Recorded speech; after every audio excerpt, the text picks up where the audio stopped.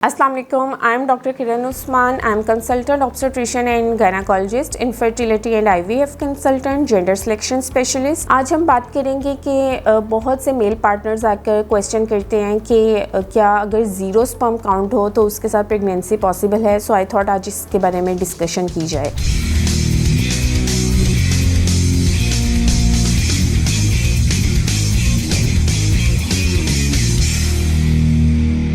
अगर कोई male partner का सीमेन एनालिसिस किया जाए और उसमें स्पर्म्स बिल्कुल ना आए तो हम उसे एज़ोस्पर्मिया लेबल करते हैं। एज़ोस्पर्मिया की दो ही वजूहात हो सकती हैं। जो ये टेस्टिस हैं इसके दो ही काम हैं, ये स्पर्म्स प्रोड्यूस करती हैं और एक हार्मोन टेस्टोस्टेरोन यहाँ से प्रोड्यूस होता है। लिहाजा अगर तो या तो प्रोडक्शन ही नहीं हो रही या उसकी सिक्रीशन नहीं हो रही। अगर सिक्रीशन नहीं हो रही तो इट मीन्स किसी लेवल पे उसमें ऑब्स्ट्रक्शन है, तो उसको हम कहते हैं ऑब्स्ट्रक्टिव एज़ोस्पर्मिया।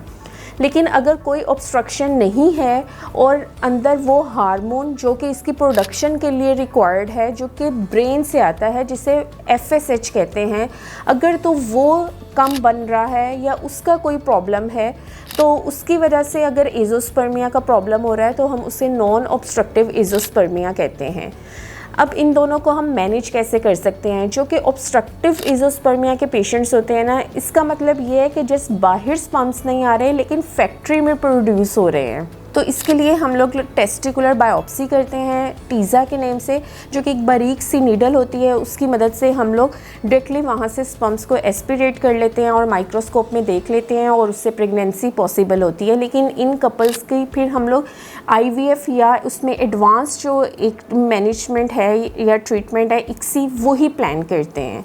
लेकिन अगर किसी का ऑब्स्ट्रक्शन का प्रॉब्लम नहीं है, हार्मोन्स का प्रॉब्लम है जिसकी वजह से प्रोडक्शन नहीं हो पा रही, तो इसमें जो दो हार्मोन्स का हम लोग टेस्ट करवाते हैं वो एक FSH होता है और एक टेस्टोस्टेरोन होता है। अगर किसी का टेस्टोस्टेरोन लेवल बहुत कम है और FSH हाई है तो इट मीन्स टेस्टिकुलर फेलियर हो रहा है। उन केसेस में हम पेशेंट को रेफ़र करते हैं टू एंड्रोयूरोलॉजिस्ट, जो कि पेशेंट्स को 3 to 6 मंथ्स का ट्रीटमेंट देते हैं, उनको इंजेक्शंस भी दिए जाते हैं। उसके बाद उनकी टेस्टिकुलर बायोप्सी की जाती है और उससे स्पर्म्स निकाले जाते हैं और अंडर माइक्रोस्कोप देखा जाता है और फिर उन स्पर्म्स को फ्रीज़ कर लिया जाता है और उनको फिर इस्तेमाल करते हुए हम उनका IVF या ICSI प्लान करते हैं।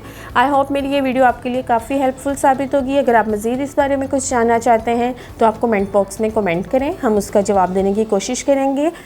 मेरे YouTube चैनल को लाइक करें, सब्सक्राइब करें और बेल आइकन को दबाना मत भूलें। Thank you so much.